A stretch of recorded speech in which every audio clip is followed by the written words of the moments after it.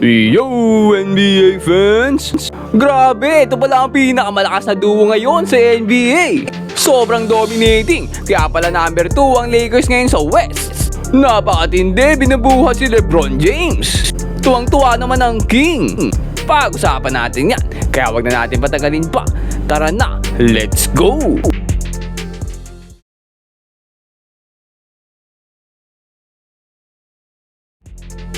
Ayun nga no, so far this season ay talagang masterful performance ang napapanood natin mula kay Luka Doncic. Kaya nga dito sa laban nila kontra sa Dallas ay kakasimula pa nga lang, halos kaka-jumble pa nga lang ay talagang double team na agad itong si Luka Doncic. Dahil naman dyan naka-open nga itong si Austin Reeves para sa 3-pointer. Isa nga sa pinaka-effective na play na ginagawa dito ng Lakers ay ang pick and roll. Kaya dito makikita natin na si Davis ang sasulo kay Luka. Pero tingnan nyo naman yung gagawin dito ni Luka, napakatalino. In-expect na nga niya agad na sasaluhin siya ni Anthony Davis, kaya nagmadali na siya at nilusutan agad to. Isang makabilisang split dribble lang, kaya ito si LeBron James na open sa ilalim. Nabigyan pa niya yan ng napakagandang reverse alley-oop dunk. At dito ang ganda pa nga ng play na ginawa nila para kay Luka. Grabe kasi yung defense ang pinapakita nila dito kay Luka Doncic. Either ito double team o paasawahin na ng defender niya. Kaya nga dito ay si LeBron James muna ang kumapit ng bola. Si Luka naman dito, konting tulak sa defender niya, sabay napakagandang surprise screen mula kay Ayton. Dahil nga dyan, nakuha ni Luka ang kakaunting space na kailangan niya para sa 3-pointer na yan. Dito, another double team na naman nga ang binigay kay Luka. This time talagang tinao na siya, dalawa-dalawa nakaharang. Pero talagang ibang klase itong si Luka Doncic. Nakahanap pa nga rin siya dito ng angulo at nakalusot sa defender niya.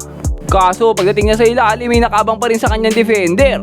Pero hindi lang kasi hanggang shooting itong si Luka Doncic. Sa kabila ng maraming defenders niya, ay nakita pa niya dito si DeAndre Ayton. Kaya mabibigyan niya ito ng isang napakagandang alley-oop. And dito nga, another pick and roll ulit kasama si DeAndre Ayton. Pagkalagpas niya sa screen, ay nakaabang na nga agad sa kanya. Napakabante itong sentro para pigilan si Luka. At dito sobrang bilis din talaga ng decision making ni Luka. Pinalusot niya nga sa ilalim ng kamay ng sentro ang bola. Dahil dyan, natakot na matawagan siya ng foul. Kaya medyo napaatras siya at inalis ang kamay niya.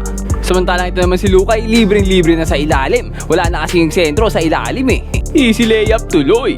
Dito nga another pick and roll action at talagang takot na takot sa kanya itong Dallas. Dalawa nga ulit ang humarang sa kanya, malalaking defender pa to. Dahil nga dalawa bantay niya ay nagkaroon din siya dito ng dalawang option. Pwede niyang ipasa dito kay Jackson Hayes or sa corner kay Gabe Vincent. Pero dahil nga ang defender ng Gabe Vincent ay nakaabang kay Jackson Hayes dito sa gitna at mas mahirapang mag-react papunta kay Gabe Vincent. Kaya dito napakagandang pasa na sa corner na nag-lead ng corner 3 ni Gabe Vincent. At talagang napaka-utak maglaro nitong si Luka. Dito nga pinatalon pa niya at pinalipad ang defender niya. Sabay inatake ang rookie na si Cooper Flag. Ang dating face ng Dallas, ngayon kinakaharap ng bagong magiging muka. Ay marami ka bang kakainin bigas, bata? Pero hindi lang rookie ang kaya nitong paglaruan. Dahil itong ang veteran si Klay Thompson na 4-time champion ay pinaglaruan din ni Luka Doncic. Parang hindi ka kampi dati Dito nga tinapik pa niya si Klay Thompson. Pero parang si Klay Thompson napikon Hindi man lang tumingin na nag-react kay Luka. Kahit ngiti man lang sana ay nakangiti sa kanya si Luka. Para naman tayong walang pinagsamahan yan. At talagang sobrang effective talaga ng pick and roll kay Luka Doncic. Lalo na kapag may mga big man siya na tumatakbo. At talagang tinuturuan niya ng leksyon ang rookie na si Cooper Flag Pinagdalaruan pa. At sa pick and roll na nga to si Anthony Davis pa nga naging bantay ni Luka. Pero kahit si AD walang nagawa sa kanya. Napasabi niya lang si Luka ng ito ba pinarit niyo sa akin?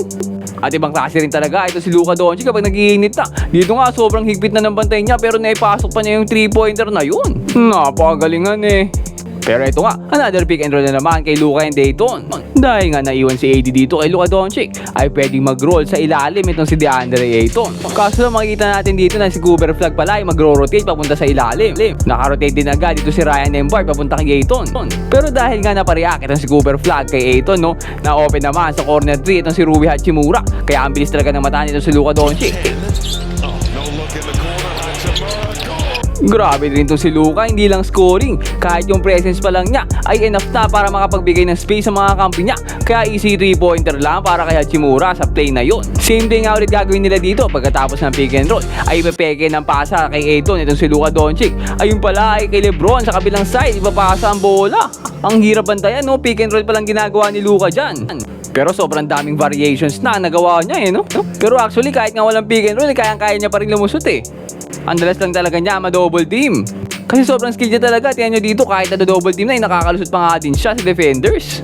Hindi lang pogi, ang pogi pa gumalaw. Parang si Dwight Ramos din to, si Idol Luka eh. Pero syempre, di hamak na mas magaling to si Idol Luka. Grabe nga step back doon mula sa kanya. At grabe rin yung mga full court pass niya. Dati-dati si Lebron gumagawa niyan, pero ngayon siya na nag-receive. Grabe rin kasi ang pakas na ito si Luka. Kaya ito si LeBron James, enjoy na lang. Pero paano kasing hindi mag-enjoy? May Luka Doncic ka na, may Austin Reeves ka pa, na talagang napakalaki rin naman na naging improvement recently. Bukod nga sa bata pa itong si Austin Reeves ay napakasipag din. Siya nga nagsisilbing runner para dito sa Los Angeles Lakers. Pero hindi lang yan, dahil katulad din ni Luka, no, napakaganda na rin ng shooting nitong si Austin Reeves. Talagang white boy duo na to, pamatay no? At sobrang solid din, gumalaw at magpasabit. Ibang klase na rin talaga to si AR maglaro Ang galing na nga din ito. Ang ganda pa ng footwork niya, tulad na lang dito sa play na to, ang lupit. At talagang all-star caliber na rin talaga to si AR no? Kaya kaya niya nga rin pumulap ng 3-pointer na ganyan, kahit nga may sumabay pa sa kanya. Hindi yan naiilang no? Mas komportable yan talaga siya maglaro. Ito nga, dalawa pa nga bantay niya dito, pero easy 3-pointer lang para sa kanya yan. At kaya niya nga rin gumamit ng screen mula dito kay DeAndre Ayton. Sobrang solid din ang catch and shooting nito. Talagang money kapag tumira. At isa pa nga sa mga biggest skills nito ngayon ay kayang-kaya niyang finish through the contact. Kahit may pumisikal pa sa kanya ay nakakakuha pa rin siya ng mga layups tulad niyan. At dito nga pinapasayaw pa niya si Klay Thompson. Kahit nga dito ang ganda ng depensa sa kanya ni Thompson at pinipisikal siya, ay nakakalusot pa rin talaga si Austin Reeves. At dito nga ang ganda pa nga rin ng footwork niya at talagang kinakatawan niya pa itong si KT. Grabe talaga ang tandem na to, nakakatakot. Actually, sila na nga ang highest scoring na tandem ngayon para sa ating NBA. Sa katunayan nga, kanina sa game nila kontra sa Dallas, ay nakakuha itong si AR ng 38 points. Sinamahan niya pa yan ng 8 rebounds and 6 assists. Samantalang si Luka naman, ang kanyang duo, ay nakakuha ng double-double, 35 points at may kasamang 11 assists. May dagdag pa yan na 5 rebounds. Pero hindi lang sa game kanina, dahil so far consistent tong duwong to Dahil last game nga nakakuha si Luka ng 43 points, 31 naman si Austin, at si Lebron pa nga ang third highest scorer nila with 25 points. Yung game before that, Luka naman with 33 points, Austin Reeves with 22 points, and again si Lebron pa nga ang pangatlo na nakakuha ng 17 points. Medyo surprising to dahil na-expect nga ng mga tao na si Lebron James pa ang magiging second option pagtapos ni Luka Doncic. Pero actually mas mataas pa nagiging score ni Austin Reeves sa kanya. Mukhang ready na nga talaga na ipasa ni Lebron ang corona ng Los Angeles sa dalawang to Pero ayun nga talagang ibang klase ang white boy duo ngayon ng Los Angeles. Sobrang pamatay. Hindi pa naman masyado nakakapag-adjust si Lebron James dahil kakabalik-balik pa lang naman. Baka naman sa susunod ay mas mataas na ulit ang maging scoring niya kumpara kay Austin Reeves. Pero kayo, ano sa tingin nyo? Tingin nyo ba ay talagang binubuhat ang dalawang to? Itong si Lolo Bron? Comment down below and mag-subscribe ka na rin sa ating channel para lagi kang updated sa mga latest NBA happenings. Ayun lang for today. Peace out and God bless.